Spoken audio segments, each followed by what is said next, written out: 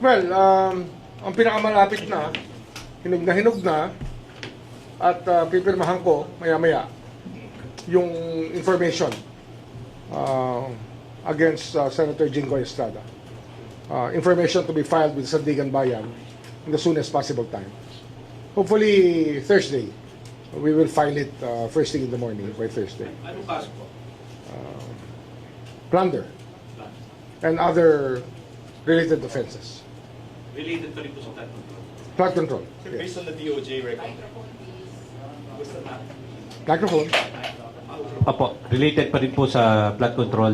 Yes, we were, kaya na medyo natagalan ng konti, nung binasa namin yung DOJ resolution, meron kami nakitang kailangan ng corrections. Kaya ayaw namin mag-file ng information na hindi pulido. Pinulido lang namin, kaya inabot pa ng mahigit sa linggo na pinag-aaralan at inaayos yung mga dapat ayusin para mas malinaw yung kasong ilalahad natin sa Sandigan Bayan.